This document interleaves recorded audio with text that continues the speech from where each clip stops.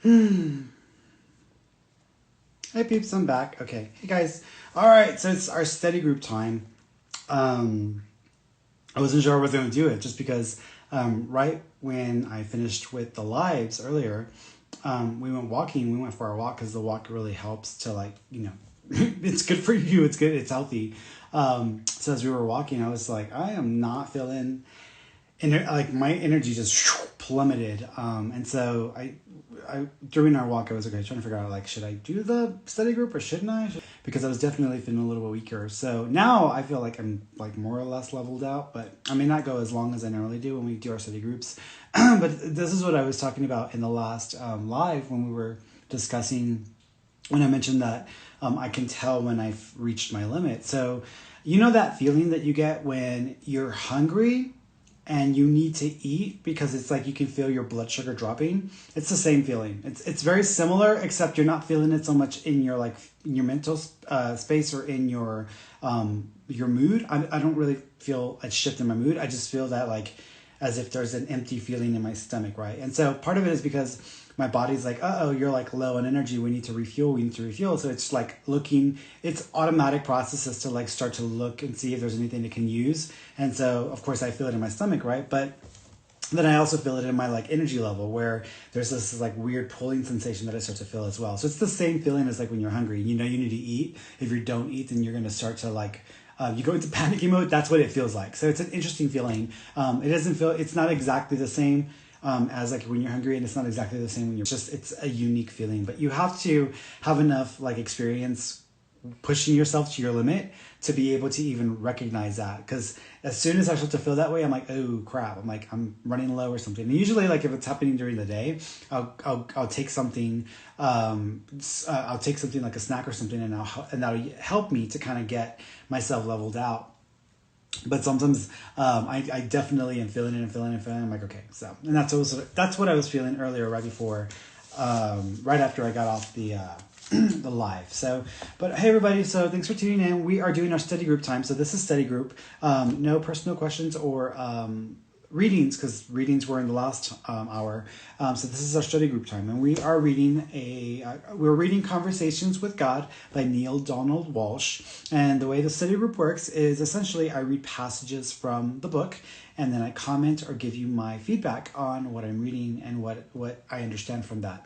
It also is open to you guys asking questions that have to do specifically with the content. So even though there are going to be people who pop in who did not see the part about me saying no personal questions, you can ask questions pertaining to the material that we discuss in the book. You can ask about like spiritual questions that have to do with the topic. So we're going to say topical, personal readings, personal connections with spirit, etc. Those were in the last hour. So I won't be answering those questions.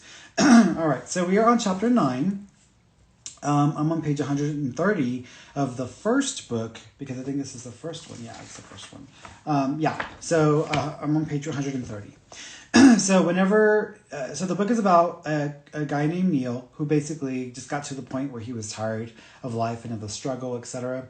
So he decided to just like vent, and he started journaling, and he one day just had it, and as he was venting, it became a conversation and a dialogue between him and God. That's why it's called Conversations with God.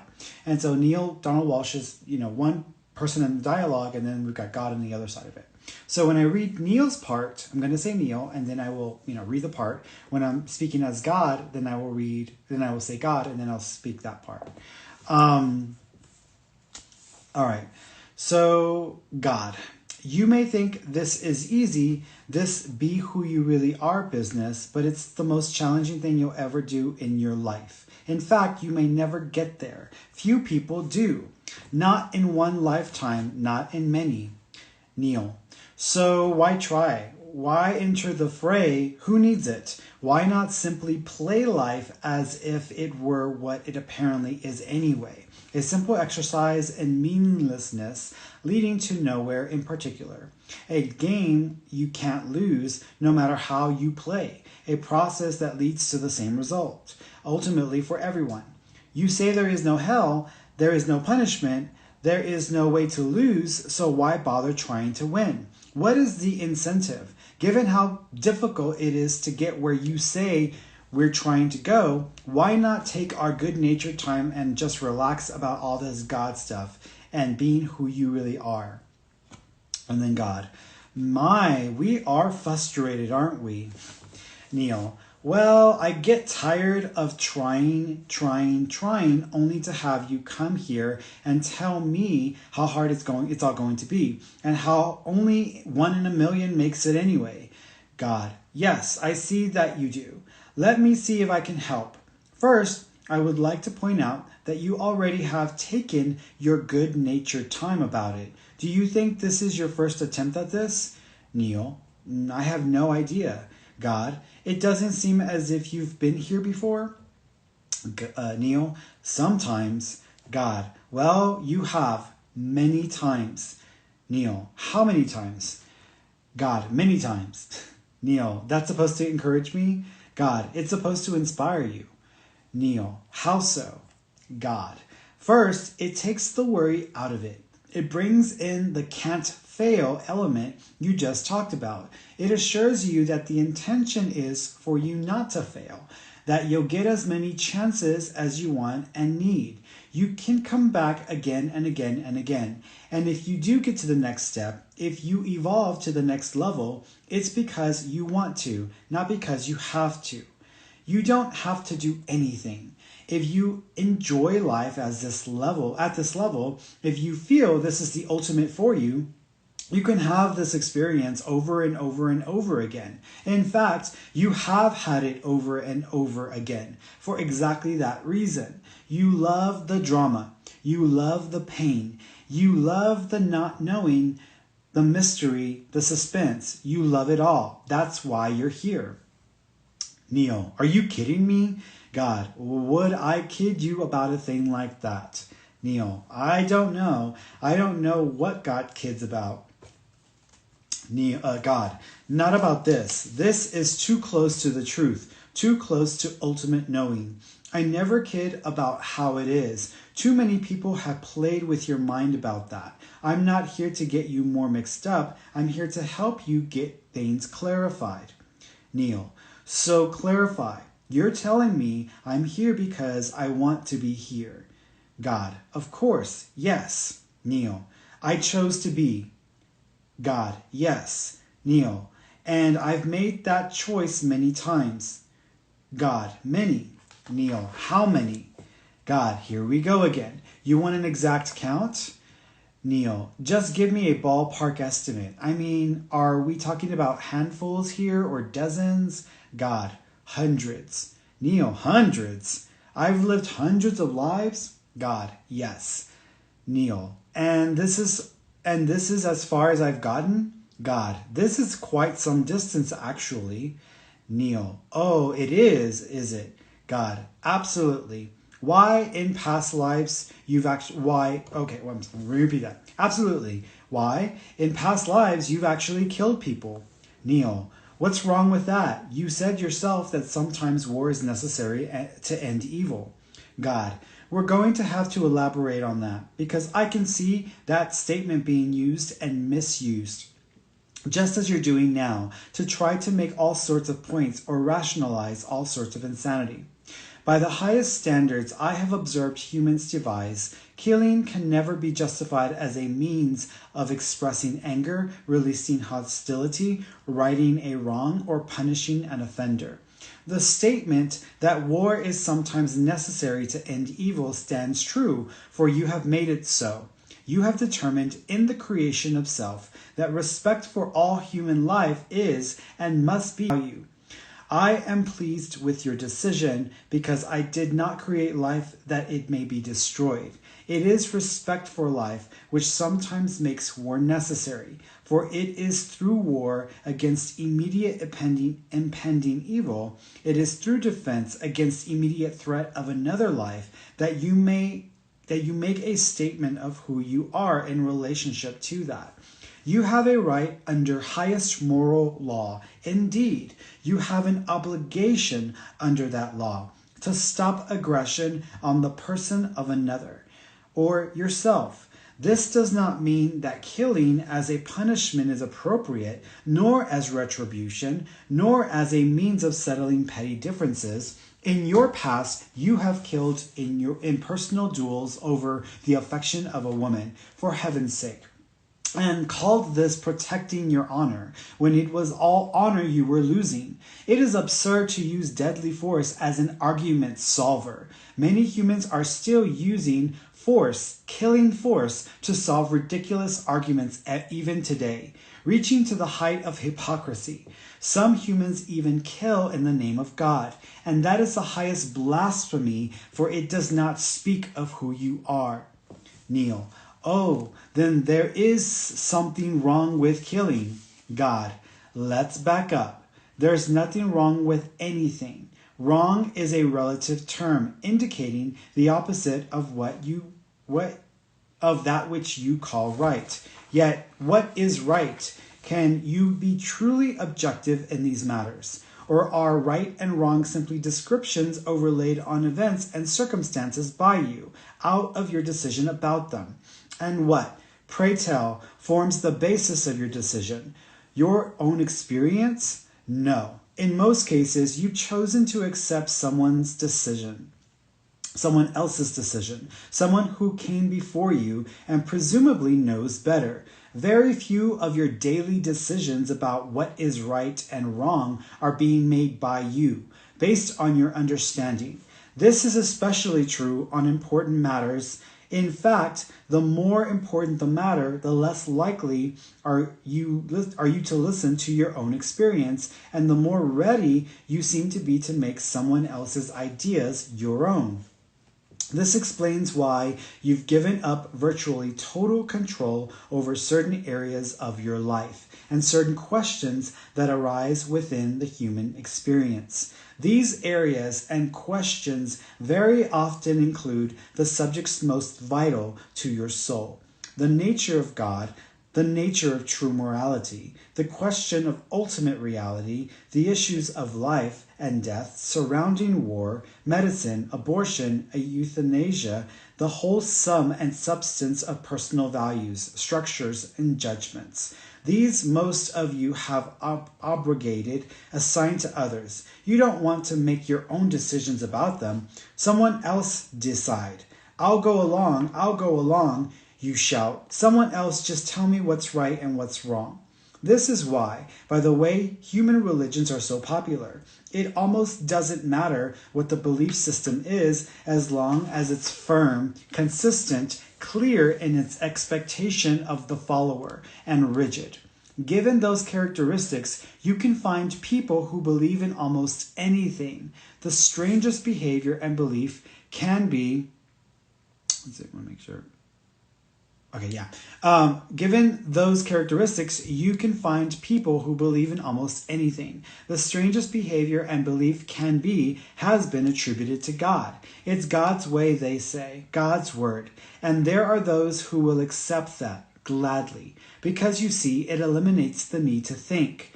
Now, let's talk about killing. Can there ever be a justifiable reason for killing anything? Think about it. You'll find you need no outside authority to give you direction, no higher source to supply you with answers. If you think about it, if you look to see what you feel about it, the answers will be obvious to you, and you will act accordingly. This is called acting on your own authority. It is when you act on the authority of others that you get yourself in trouble. Should states and nations use killing to achieve their political objectives? Should religions use killing to enforce their theological imperatives? Should... Drink some water, get my throat. Ooh.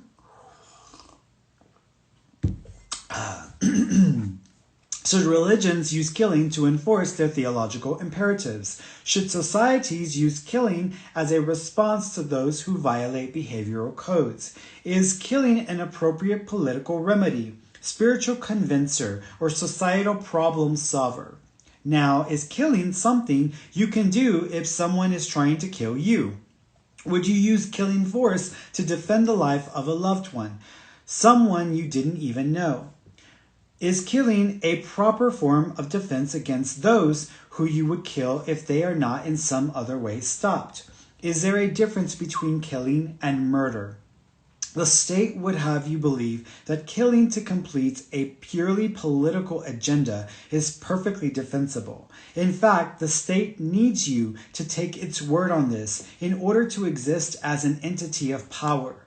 Religions would have you believe that killing to spread and maintain knowledge of and adherence to their particular truth is perfectly defensible. In fact, religions require you to take their word on this matter, in order to exist as an entity of power.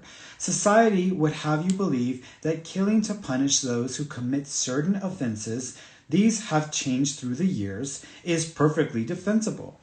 In fact, society must have you take its word for in order to exist as an entity of power. Do you believe these positions are correct? Have you taken another's word for it? What does yourself have to say?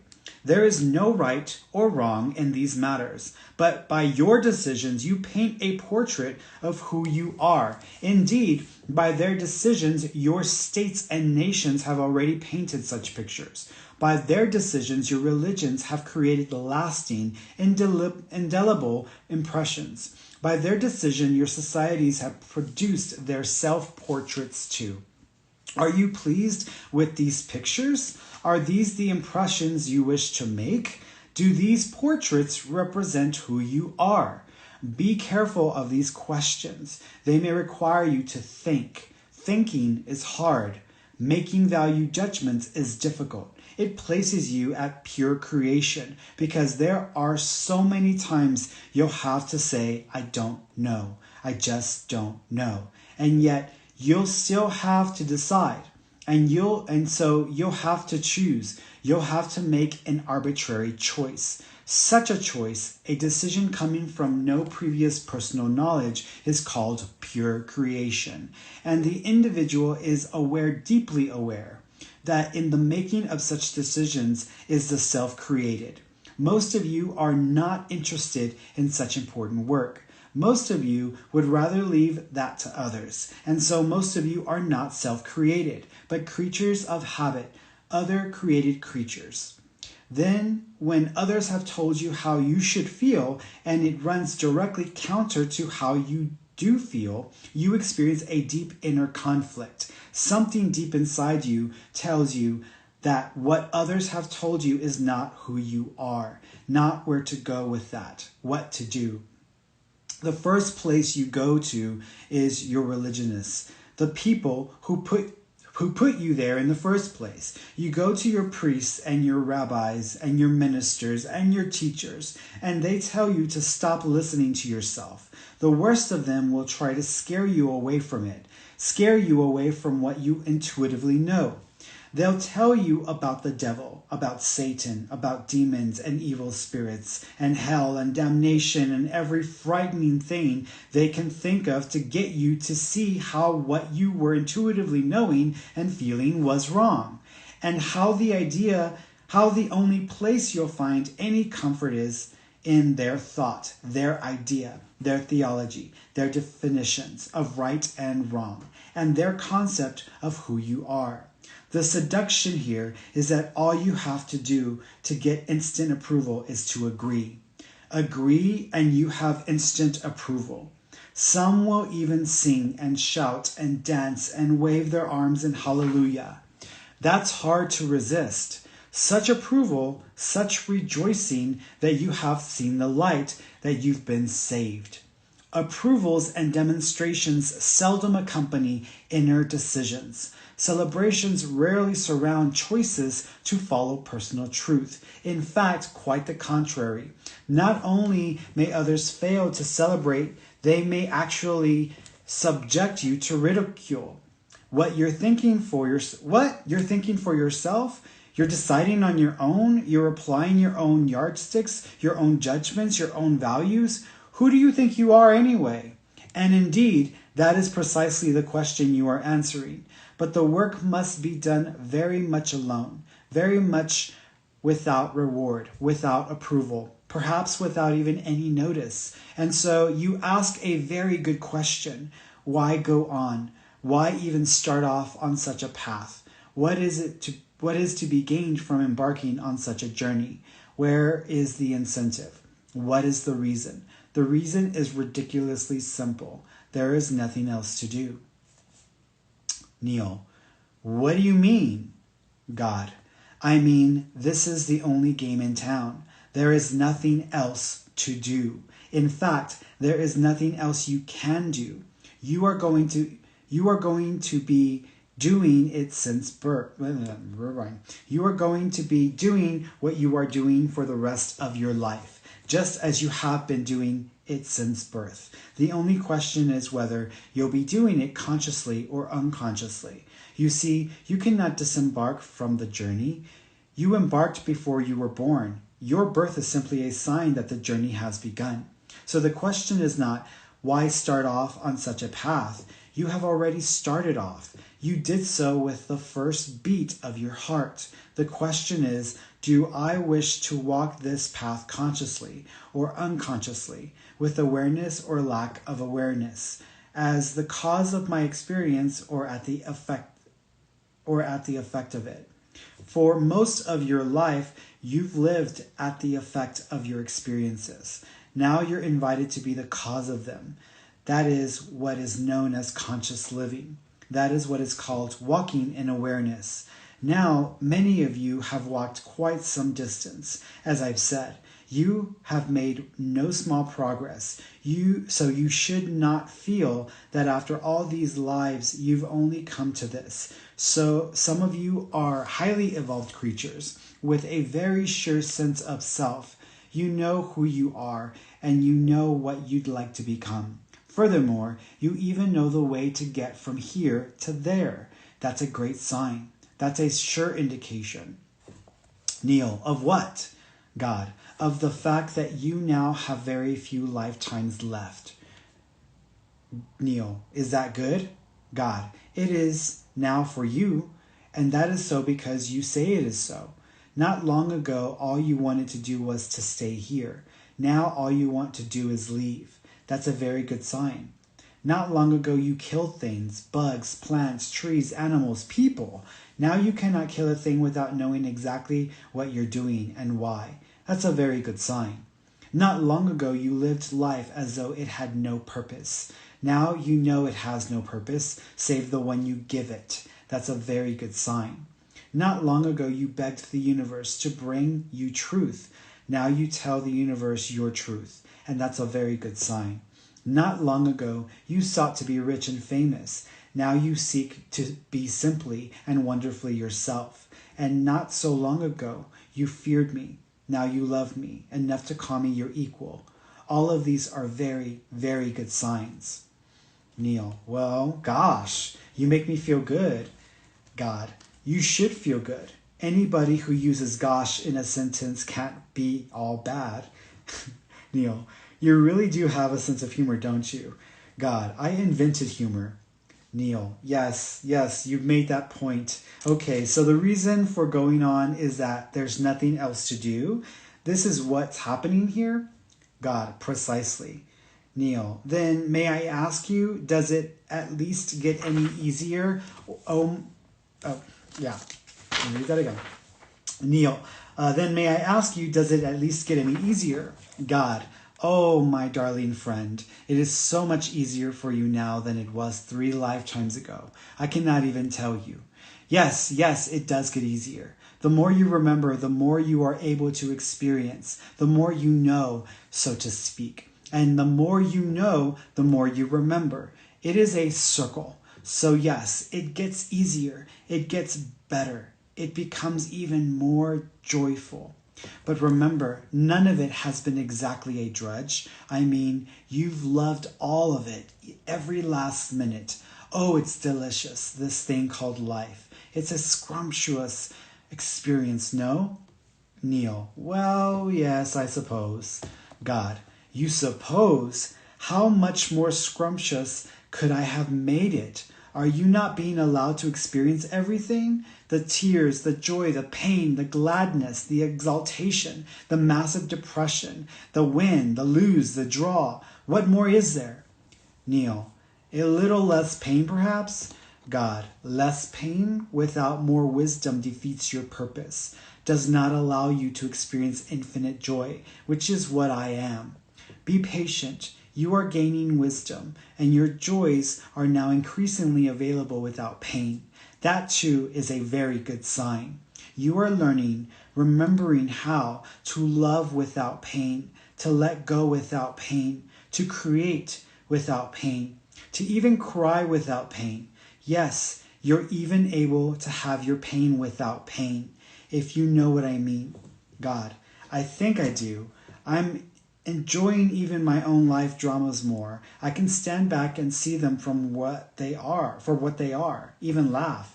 God, exactly. And you don't call this growth? Neil, oh, I suppose so. God, and so then, keep on growing. My son, keep on becoming, and keep on deciding what you want to become in the next highest version of yourself. Keep on working toward that. Keep on, keep on. This is good. This is God work we're up to, you and I. So keep on. And then that's the end of that chapter. It's a great chapter. It's really, really good. I love the part about the last part of that. This is not even a part that I remember the last few times I read the book, about like having experiences or being able to like go through certain elements of a human life without having the extra pain or without it feeling so painful. Like I get that now. I did not get that before at all. Everything always felt painful. One thing that I'll mention to y'all about the what he was saying about how, you know, he's lived hundreds of lifetimes, etc. The crazy thing about that, I'm losing my train of thought.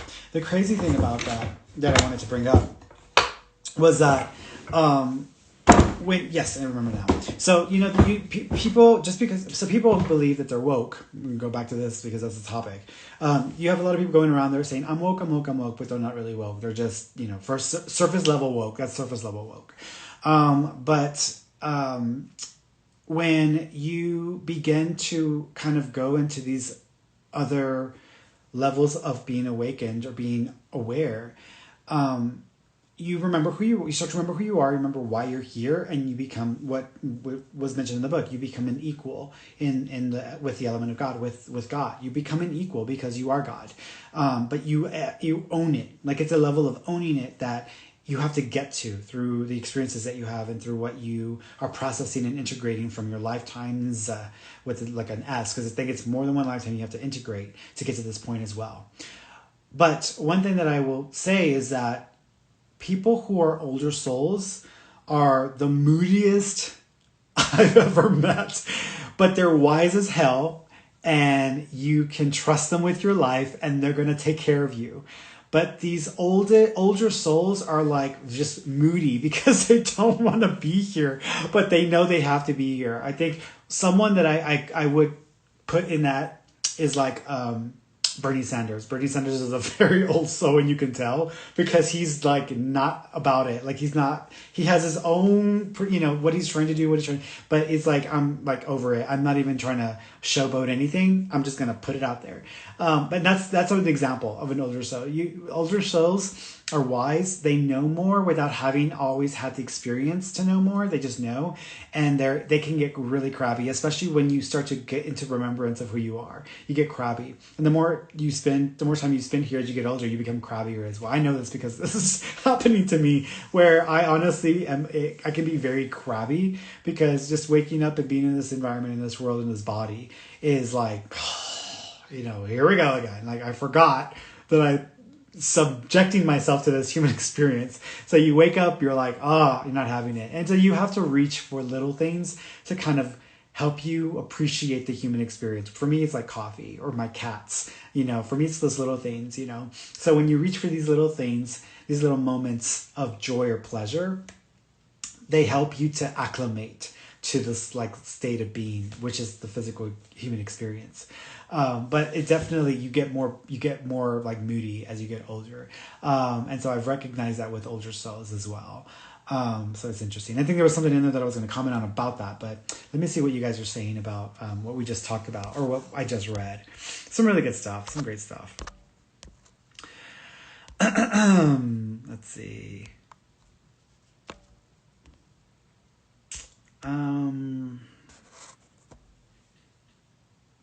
Red Robin.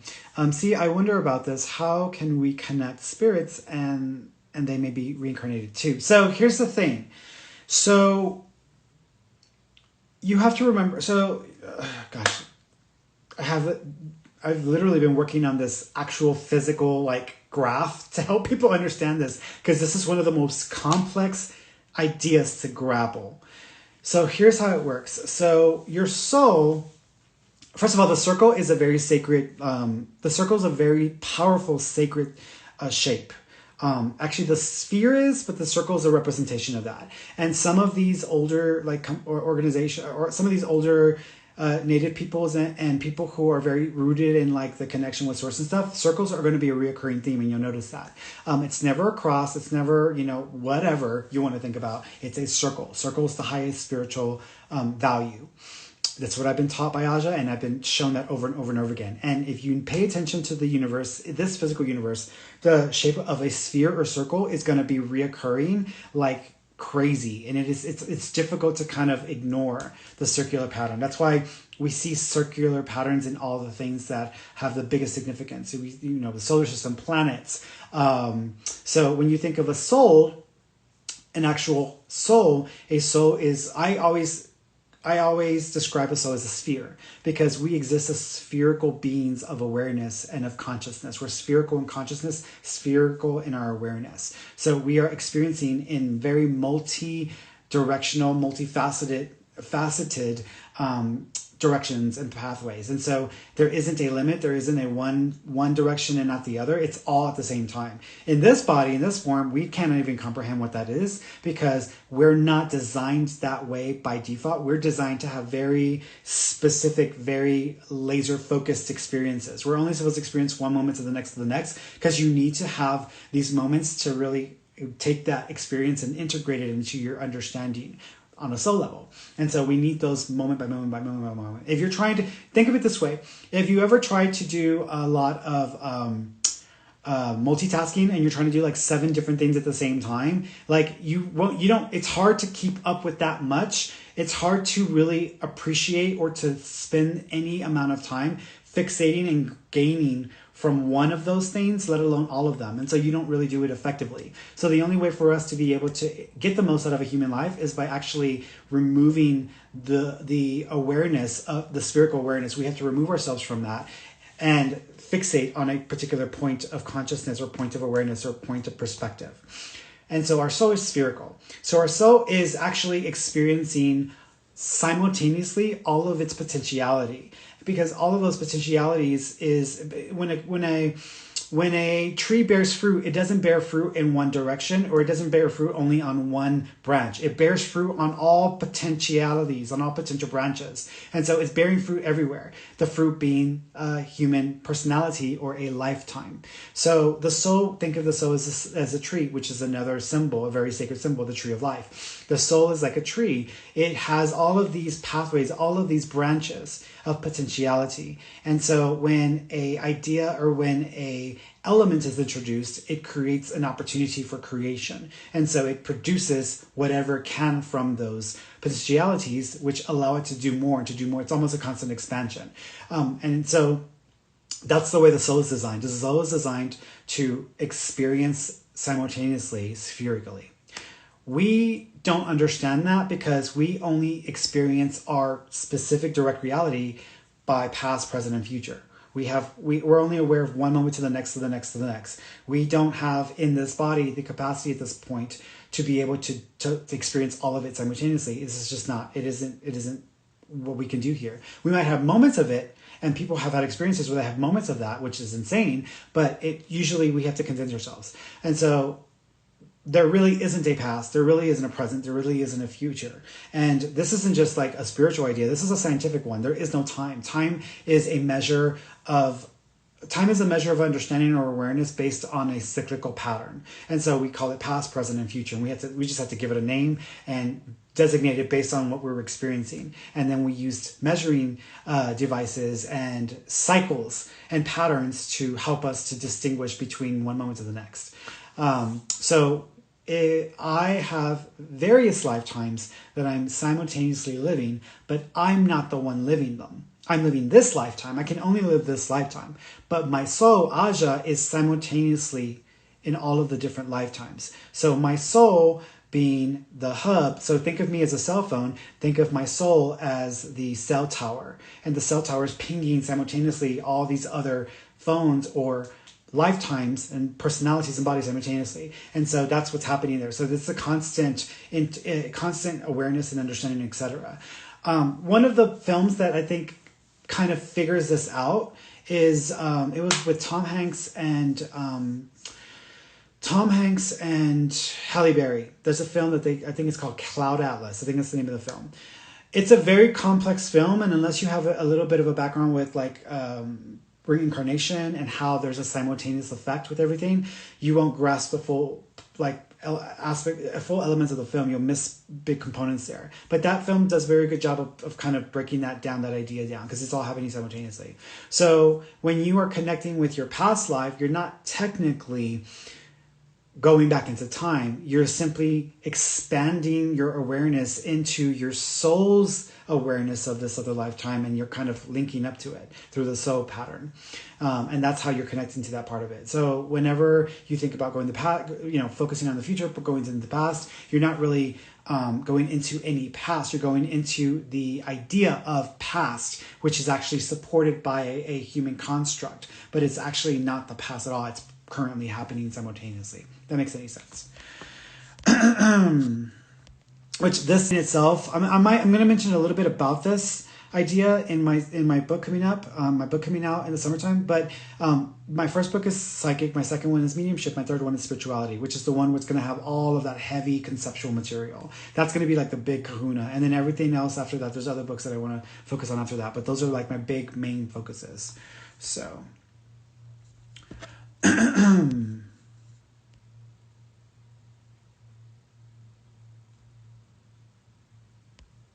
oh, thanks, Cassidy.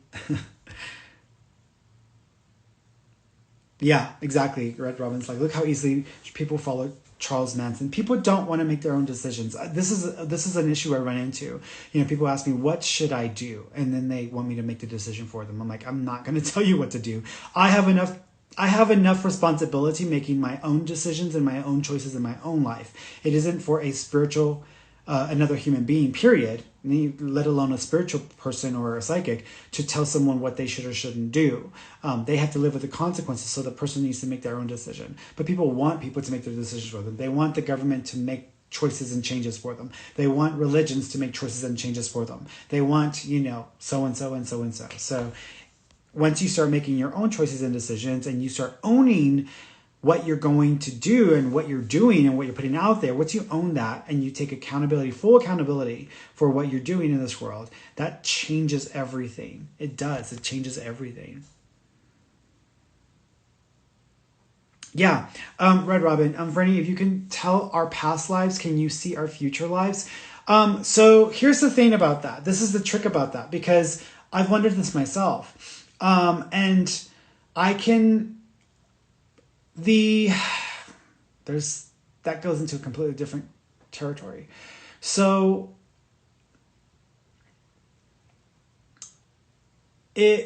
what I got this, like, my brain's gonna blow up with all of the different ways I can just break this down. Okay, so remember what I just talked about, where there's the soul, there's you, and then there's the soul, there's you, and you're pulling into it from the other lifetimes, right? So remember what I said that? Okay. Now take that, and you know how you have these mirrors where you turn it sideways and then you can see all these infinite mirrors and versions of yourself? Take that and put it in front of a mirror. Then you can expand into everything. And so, because what we uniquely right now have the experience of doing is actually aligning with a expression and experience we're aligning with something. We're actually producing our experience at this moment. Everything that happens in our lives, we are producing, we're creating for ourselves right in this moment. So because it is a different mechanism, you can still do it. You can still look into the future. However, once you start going into future selves, at that point, that opens up a branch, because what that does is that basically you would have to, that's going to be based on the decisions you're making right now. Because if, let's say, I make one choice today, it's lining me up with a specific pattern of experience moving in the next experience and awareness. And that, so it's going to line me up with this. But if I don't make that choice, I automatically sync up with some other choice. And then that's the idea of parallel universes and infinite realities, or infinite universes. That's where it gets tricky, because you can tune into a future self, but for every future self that you try to discern and try to break down or try to like align with, there's going to be another version of that that's drastically different, because it's literally infinite. The same is true in reverse. The same is true with the past, except because we are currently a accumulation of energy. The accumulation of energy that we are in this physical form, the accumulation of energy we are, is based on patterns of understanding and awareness, which come from unique experiences. So in order for me to even exist in this form, in this way, there's a unique patterning that had to contribute to me understanding and knowing what I know. And so that creates a more defined pattern that you can observe from a past life. Future life, in this moment, I'm choosing I'm producing that as I speak to you. And so at that point, it's just such a unique thing. And it's all circular too. It goes into a complete freaking circle. It's like completely confusing and complicated, but that's the best I can do with just in the moment trying to explain it. I would have to break this down into graphs and then show all the different variables with this. And this is not a spiritual concept. These are actually scientific theories that science has already tried to elaborate on itself. I just have the unique understanding of seeing it from a different vantage point, but it's the same ideas as well.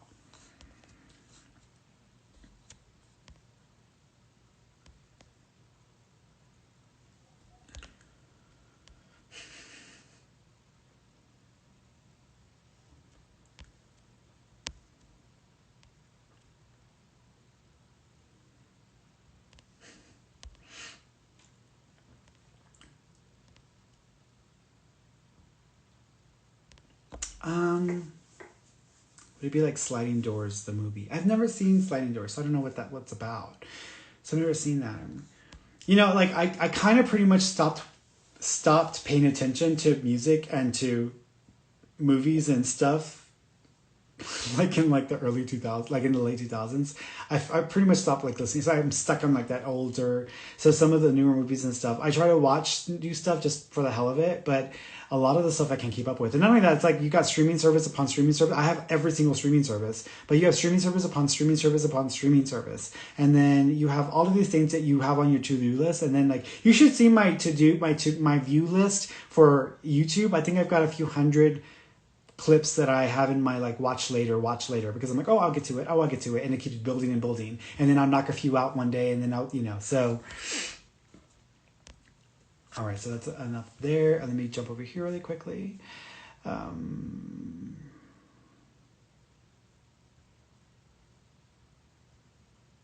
see.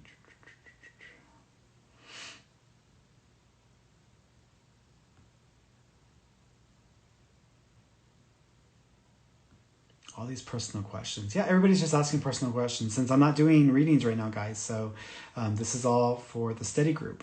That's what we're talking about. So, all right, I think that's it because I don't see any more questions about the content regarding the study group material in the book. So I think I am done. I want to make sure, see if there's any last questions before I hang up my hat.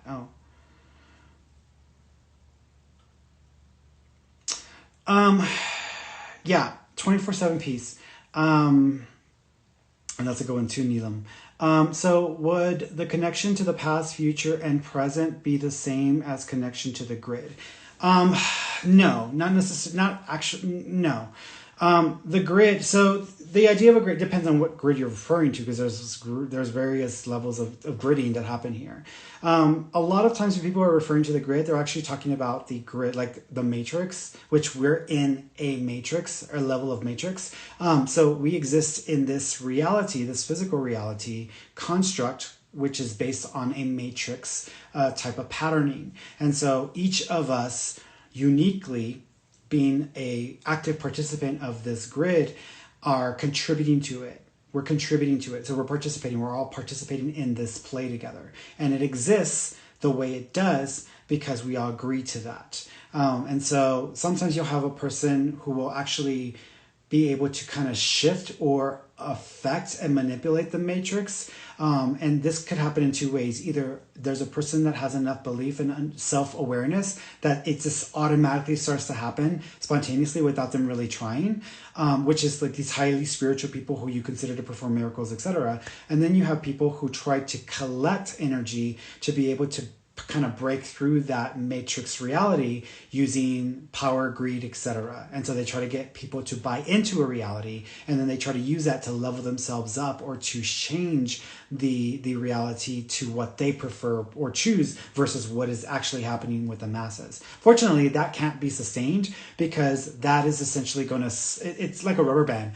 You can only do so much and then it snaps back into reality, because one individual in this world cannot change the rest of the world. There are too many participants, too many individuals who are a part of this. And so it's not really going to have an effect. It's almost like when you think of people who think that they're going to like I know people who they think that if they just perform certain rituals, they can get the rain to happen, or they can get this to happen, or they can get that to happen.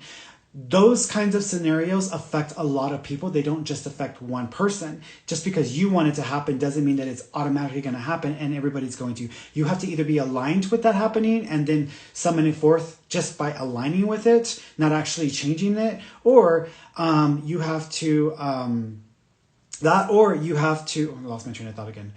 They're like pulling my energy out. What was my point?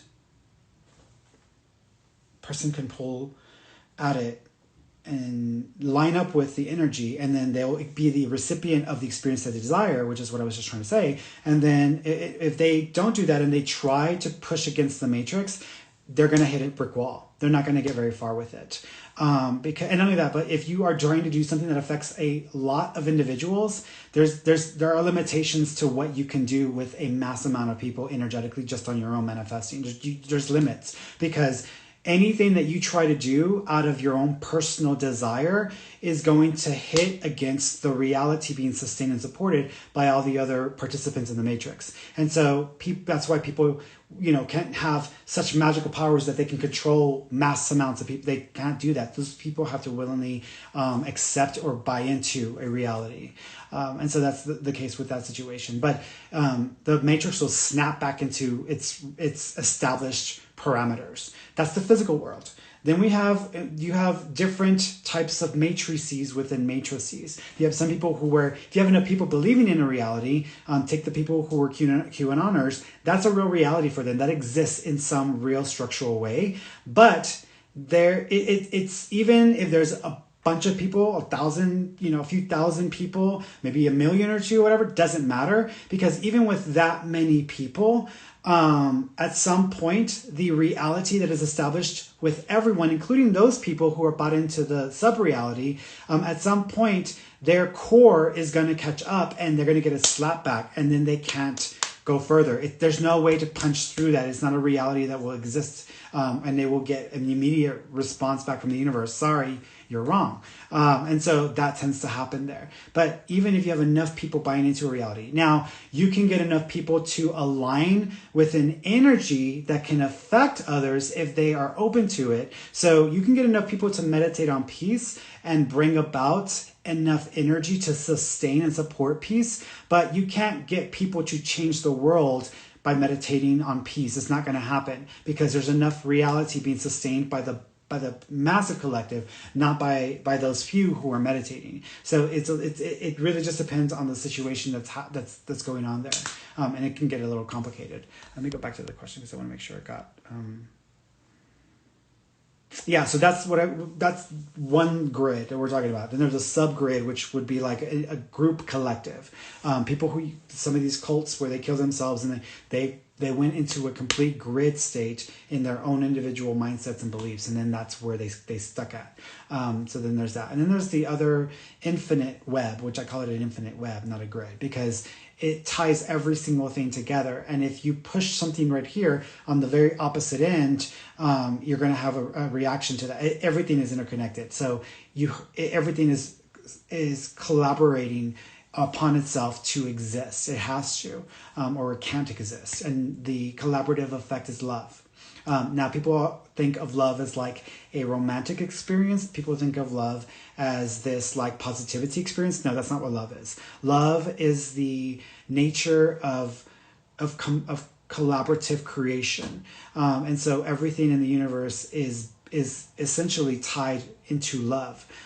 We just know it as a romantic experience because that's what we've been conditioned to believe. But it is actually the thing that connects all things and is has the ability to it's an intelligence, but it's also it exists in individuation or in individual form. It exists in mass form. It connects all things together. It is the witnessing element of all things. It is the productive, creative thing of all things. So it ties it all in together. So there isn't anything that exists without love being a part of that process. Even if you think of the darkest of darkest, it exists with love. It just acknowledges the lack of love as its reality, which is why it exists in the darkness.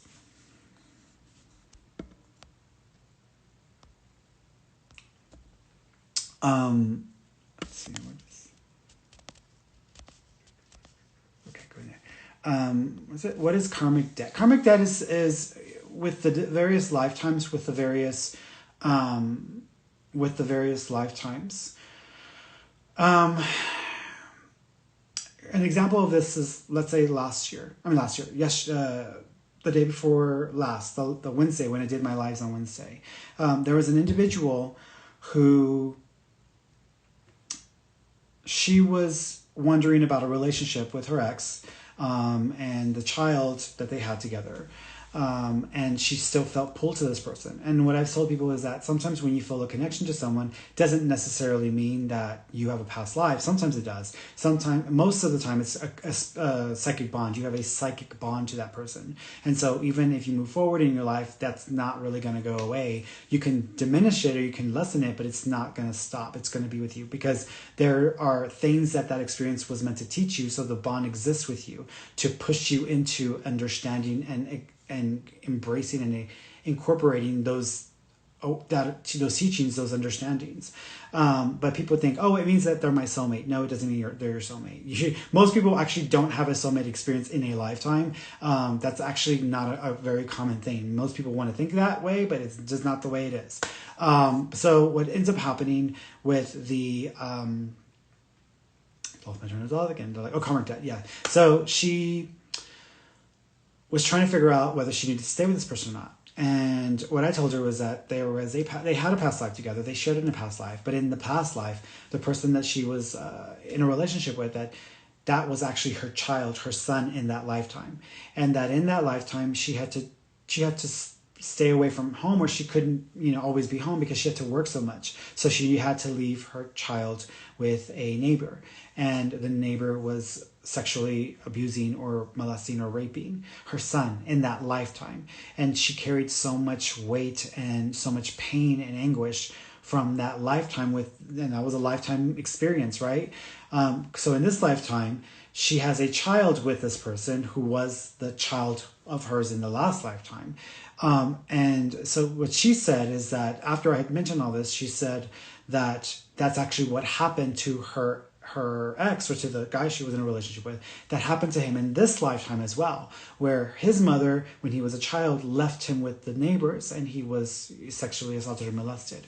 And so the same pattern repeated itself in this lifetime.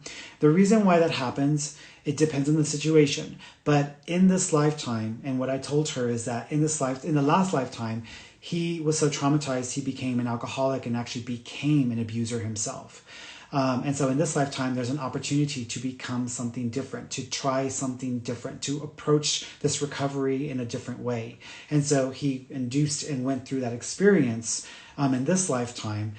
His soul, reignited that flame of understanding so that he could have similar opportunities to evolve in that. So it was his decision if he was going to approach it the same way as that last lifetime, becoming an alcoholic and becoming an abuser, or if he was going to deal with it differently in this lifetime, now that the pattern has repeated itself. So that's a karmic debt, but it's not like she owes him anything, or it's all collaborative, and it's all by default. And so many times the people that we may have experienced certain things from in our past, we experience in a completely different way within a completely different lifetime. But there are certain patterns and certain awarenesses that become available to someone when they start to kind of stick with a theme or a trend from an experience in the life's perspective. But that's what you would consider karma. Some people believe karma is like, I do something for you, you do something for me, or if I do this thing, then I have to, and that to some extent I would say that does exist. But a lot of people have a big misunderstanding with karma. Right, Robin, what do you mean? I disagree. I'm not sure what you're referring to. I don't know if you're talking about like 1,000 or 1,000,000 people meditating on love. I don't know if that's what you're referring to when you say you disagree, which many people don't understand that, MLK went and was trying to create a peace movement, which he got some of those ideas from Gandhi. But at the same time, after he died, all hell broke loose. And it was the all hell breaking loose that had the biggest impact on the movement. So it was one part of a bigger thing. One part of a bigger thing. So that's just one element, one thing that was happening. But then there was this whole other layer of it, which began to get people to recognize or to make change.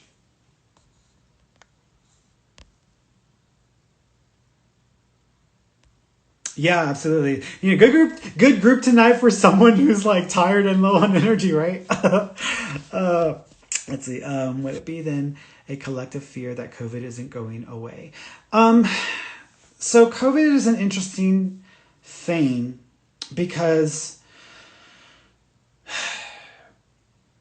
it depends on the perspective you have. If you are someone who has lost someone because of COVID, you're going to have a very unique experience than from someone who hasn't lost someone. If you are someone who experienced COVID yourself, or you had to go through a trauma with it, you're going to have a unique experience to someone who's not gotten sick at all, which I haven't gotten sick at all. I haven't even been out in public since last February, 2020. And so I'm going to get vaccinated in May. But it's a unique experience for people. COVID is a really interesting topic because from what has happened in the last year, we know a lot about ourselves that we would have never had the chance to know.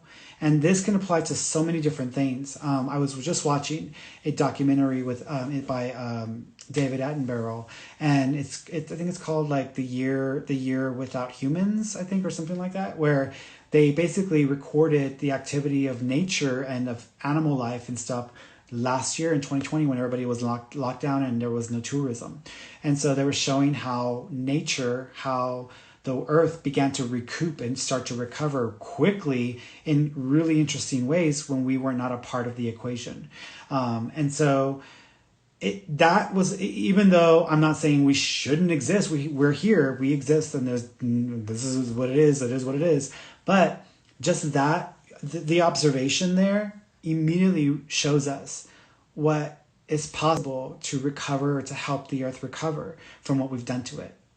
And also what we have the potential to do.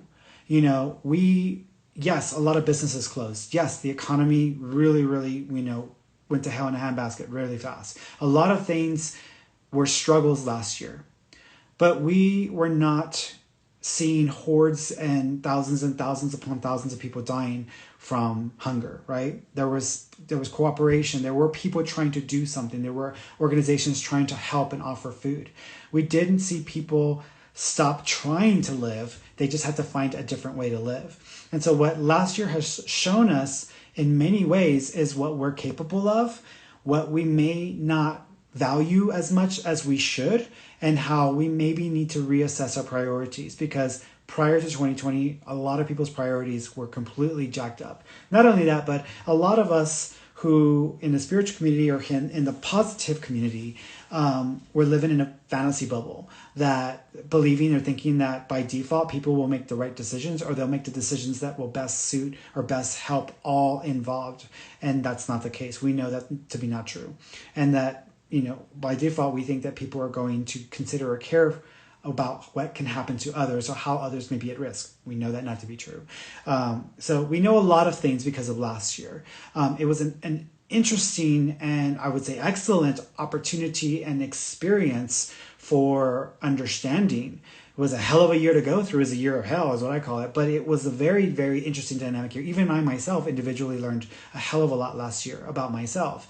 And I feel like I'm an even more authentic, more genuine version of myself today than I was starting off in the year. I remember one of my earliest posts in the year, I was trying to be super politically correct and I was typing everything out. I didn't want to ruffle people's feathers. I didn't want to even consider hurting people's feelings or whatever. Like, it was a very different mindset. The year changed me, and it changed me, I believe, for the better, because I'm hitting my mission a lot stronger and a lot more intentionally than the beginning, where I still was, working through some stuff. So it just depends on the individual and like who you ask.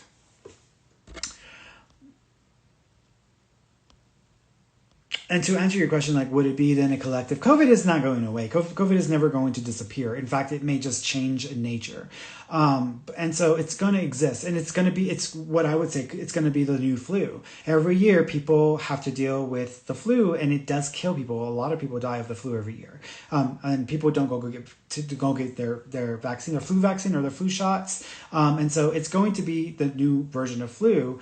In that sense. And don't get me wrong, don't get me confused, because people are going to go off on me about like, wait, it's not the flu. I'm not talking about that, y'all. I'm comparing it as far as like what people have to look at or assess. And so every year people have to consider the risk of a flu, and they have to go and get their shot. Same thing with COVID. I feel like COVID's just going to be the same thing until it dies enough in numbers and in statistics that it pretty much isn't going to be, sustainable. But we haven't been able to do that with the flu. That may be different than with COVID, but I do think that it's going to be around for some time to come, just not to this extent or this level, as we start to get closer to herd immunity and as more and more people become vaccinated. People who are not vaccinated, that's another story. And I'm not saying everyone should get vaccinated. It's a personal choice. It's a personal decision. I consider the idea of vaccination, I consider that to be a very personal choice, but I still think people will benefit. The benefit of vaccination far outweighs the potential risk of COVID, because we lost 500,000 people to COVID. We haven't lost 500,000 people to vaccinations. We've got people who aren't liking the vaccinations, definitely having issues with their systems, and they're encountering stuff. But it's still, it's not a perfect solution. People think that there's this perfect idea. Well, if I don't get vaccinated, then I am going to be healthy. And I won't be, and if I'm a healthy person, then COVID's going to be nothing to me. Okay, well, there are plenty of people who took that route and regretted it.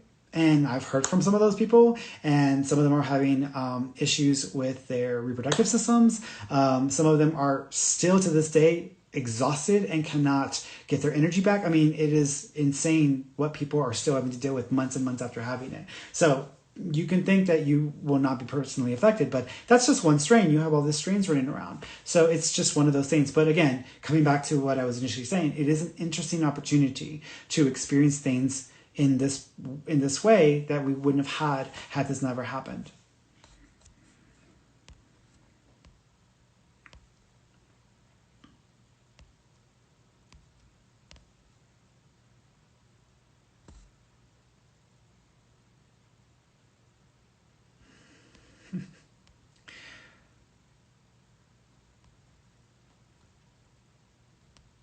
One person changed the world.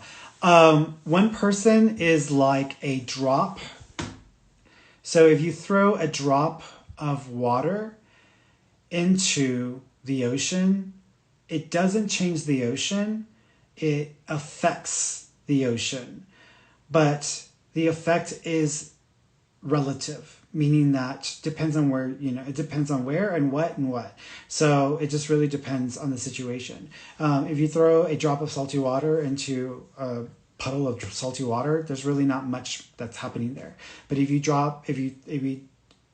throw a drop of blue ink water into the ocean, it immediately starts to spread out and starts to expand out, and all the water around it is affected. And so you can have people, masters, and that's why there's not just one master. There's many a masters. We have many a people who have been the byproduct of God in form, and that's actually a theme that tends to happen, and it's a reoccurring theme. And we have many more masters than people have realized. We have had many masters than people realize, and we will continue to have masters come into this planet, into this dimensional space-time reality to help us understand and to help us make sense of things.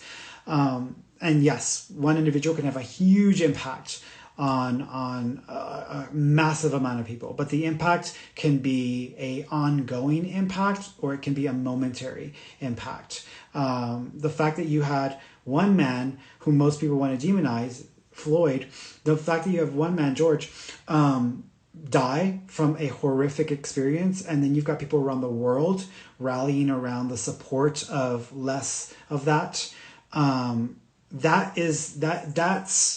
That's right there. There's something there beyond what people understand and fully can comprehend.